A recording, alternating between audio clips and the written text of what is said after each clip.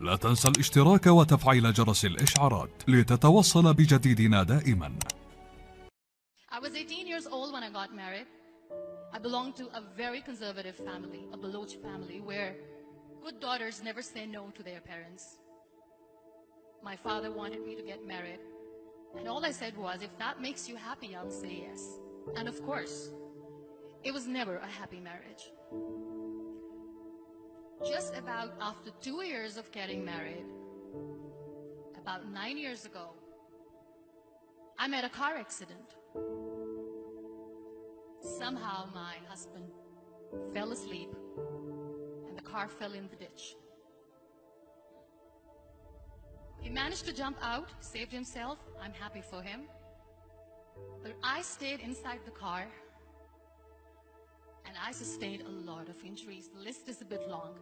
Radius ulna of my right arm were fractured. The wrist was fractured. Shoulder bone and collarbone were fractured. My whole rib cage got fractured. But that injury that changed me and my life completely was the spine injury. Many people came to rescue. They gave me CPR. They dragged me out of the car. And while they were dragging me out, I got the complete transection of my spinal cord. Those 2.5 months in the hospital were dreadful.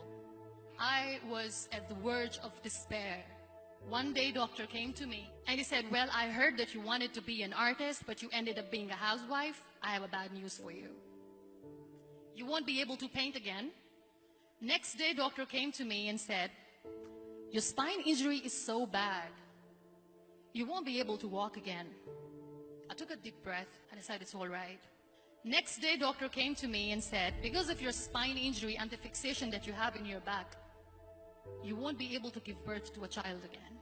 That day, I was devastated. I started to question my existence. Why am I even alive? So what kept me going was, one day I asked my brothers, I know I have a deformed hand, but I'm tired of looking at these white walls in the hospital and wearing these white scrubs. Bring me some colors, bring me some small canvas. I want to paint. So the very first painting I made was on my deathbed, where I painted for the very first time. What an amazing therapy it was. Without uttering a single word, I could paint my heart out. I could share my story. People used to come and say, what lovely painting. So much color. Nobody could see the grief in it. Only I could. And that day I decided that I'm going to live life for myself. I am not going to be that perfect person for someone. I am just going to take this moment and I will make it perfect for myself. That I'm going to fight my fears. So I wrote down one by one all those fears. And I decided that I'm going to overcome these fears one at a time. You know what was my biggest fear? Divorce. But the day I decided that this is nothing but my fear, I liberated myself by setting him free. And I made myself emotionally so strong that the day I got the news that he's getting married, I sent him a text that I'm so happy for you and I wish you all the best. And he knows that I pray for him today. Number 2 was, I won't be able to be a mother again. And that was quite devastating for me. But then I realized there are so many children in the world, all they want is acceptance. So there is no point of crying, just go and adopt one. And that's what I did.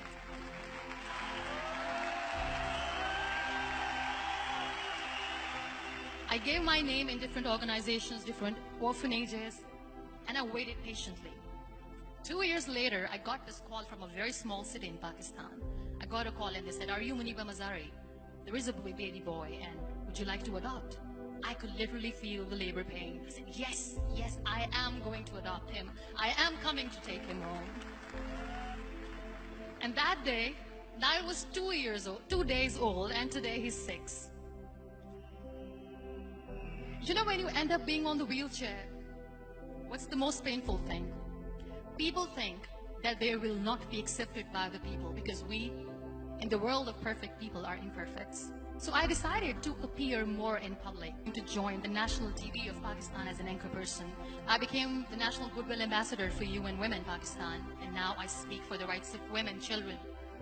I was featured in BBC 100 Women for 2015. I'm one of the Forbes 30 under 30 for 2016.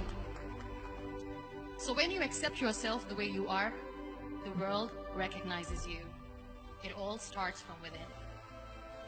We have this amazing fantasy about life. This is how things should work. This is my plan. It should go as per my plan. If that doesn't happen, we give up. I never wanted to be on the wheelchair. Never thought of being on the wheelchair. This life is a test and a trial, and tests are never supposed to be easy. So when you're expecting ease from life, and life gives you lemons, then you make the lemonade, and then do not blame life for that. It is okay to be scared. It is okay to cry. Everything is okay, but giving up should not be an option. They always say that failure is not an option. Failure should be an option, because when you fail, you get up, and then you fail, and then you get up, and that keeps you going. Embrace each and every breath that you are taking. Celebrate your life. Live it. Don't die before your death. Real happiness lies in gratitude. So be grateful, be alive, and live every moment.